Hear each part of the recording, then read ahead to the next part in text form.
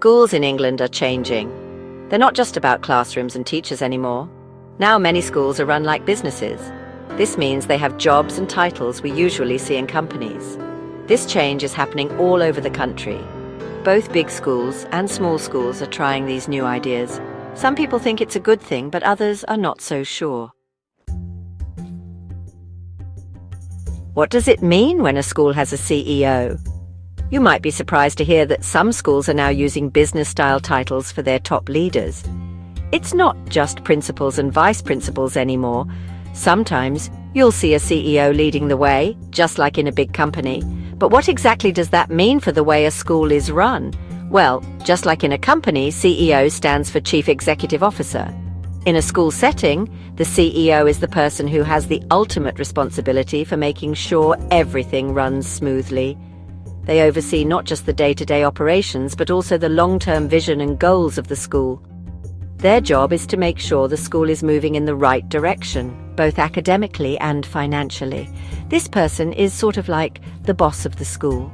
They guide the staff, set priorities, and make sure everyone is working together to help students succeed. The CEO might work closely with the principal, or sometimes even take on the principal's role themselves. Depending on the school's structure, they make big decisions about money, hiring, and what the school should focus on. For example, if the school needs new technology or wants to launch a new program, the CEO is the one who gives the final approval. They also help decide how to spend the school's budget and which teachers or staff to hire. Schools also have CFOs or Chief Financial Officers. The CFO is in charge of all things money-related. They keep track of how much money the school has, where it's coming from, and where it's going. Their job is to make sure the school stays financially healthy and can afford the things students and teachers need. They look after the school's money and make sure it's being spent well. This means checking budgets, planning for the future, and making sure there's enough money for everything from books to building repairs. The CFO works closely with the CEO to make smart financial choices for the school. You might even see titles like Executive Head Teacher or Director of Learning. These leaders focus on making sure teachers have the support they need and that students are getting the best education possible. So, next time you hear about big titles in the staff room, you'll know they're all working together to help the school succeed. Why are schools adopting business strategies these days? It's a question that's popping up in education circles everywhere. The answer isn't as simple as you might think. Schools are facing new challenges, from tighter budgets to higher expectations from parents and communities. To keep up, many are looking to the world of business for inspiration and practical solutions. One major reason is efficiency. Schools want to make sure every dollar counts, especially when resources are limited. By adopting business-like practices such as careful budgeting and strategic planning, they hope to stretch their funds further and avoid waste. It's not just about saving money, though. Schools also want to maximize the impact of their spending. That means investing in programs and resources that truly benefit students, and using data to track what's working and what's not. The goal is to get the best possible results for every student every year. Businesses are often seen as experts in efficiency and innovation, so it makes sense that schools would look to them for ideas. Plus, there's another factor at play: competition.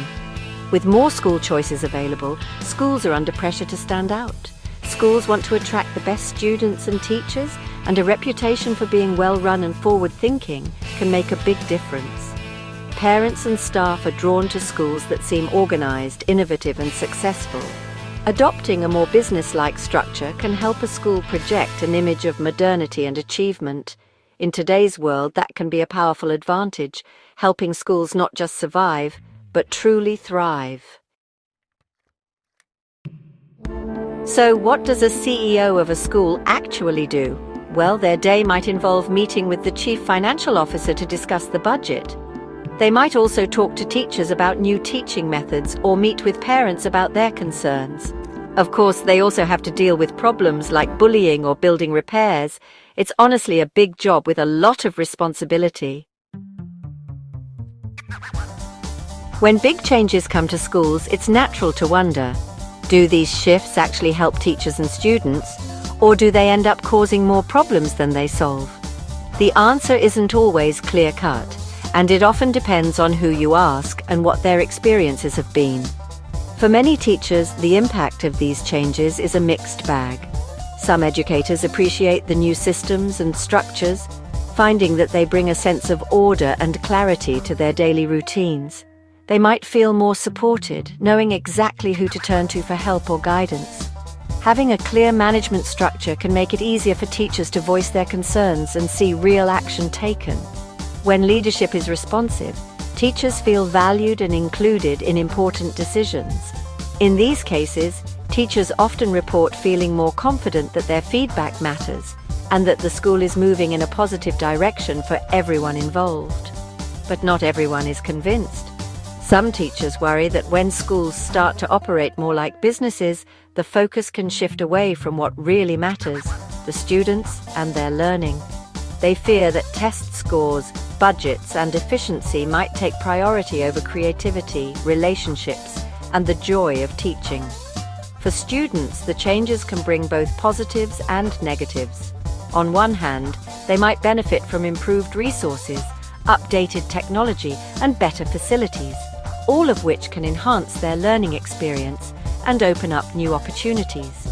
On the other hand, some worry that a more business-like environment could make schools feel less welcoming, less creative, and less focused on the unique needs of each student.